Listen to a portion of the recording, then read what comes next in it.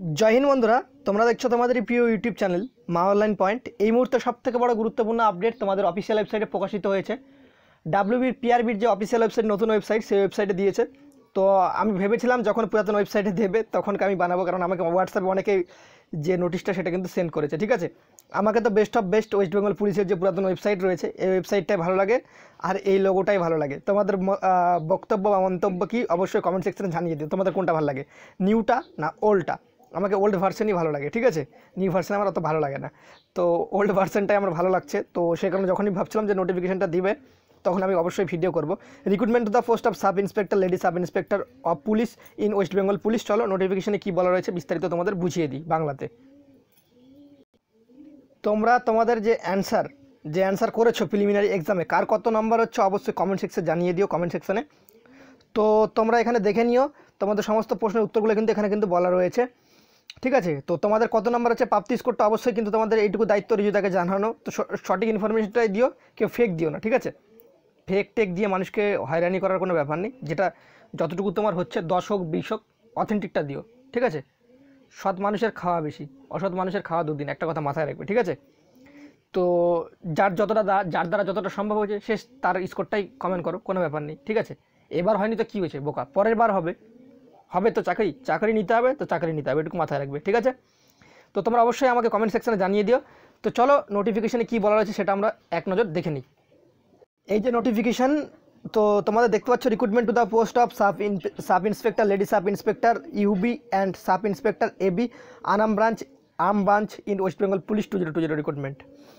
দেখতে পাচ্ছ 100টা প্রশ্নের সঠিক উত্তর তোমাদের এখানে দেওয়া হয়েছে ডাব্লিউবিপিআরবি বোর্ডের মাধ্যমে। 5/12/2021 যে এক্সামটা তোমাদের কন্ডাক্ট করানো হয়েছিল সেই এক্সামের। ঠিক আছে, প্রিলিমিনারি এক্সামের 5/12/2021। এখানে মাথায় রাখো sub inspector, lady sub inspector দুটোই ইনক্লুড রয়েছে। আর তার সাথে তোমার দুটো ওয়েবসাইট দেখতে পাচ্ছ, www.wbpolice.gov.in, West Bengal police recruitment বোর্ডের ওয়েবসাইট যেটা prb.wb.gov.in। আমাকে এই ওয়েবসাইটটা ভালো লাগে, wbpolice.gov.in, লোগোটাও বেস্ট। ঠিক আছে, তোমাদের কোনটা ভালো লাগে তোমরা অবশ্যই জানিয়ে দিও। 7 দিনের মধ্যে তোমাদের কিন্তু যে সমস্ত যে রয়েছে তোমাদের সেগুলো কিন্তু করতে পারো ওপেনিয়ন। 16/3/2022 থেকে 7 দিন, তার মানে আগামী সপ্তাহের মঙ্গলবার পর্যন্ত তোমরা কিন্তু তোমাদের ওপেনিয়নটা জারি করতে পারবে। ঠিক আছে, কি বলা রয়েছে, যদি কোনো রকম প্রশ্ন উত্তরে তোমার যদি মনে হয় যে ভুল রয়েছে, পিআরবি ভুল নিয়েছে, সেক্ষেত্রে তোমরা wbprb10@gmail.com উইথিন 7 ডেজের আন্ডারে কিন্তু তোমাদের কিন্তু করতে হবে। 16/3/2022 থেকে কিন্তু হিসাব করা হবে।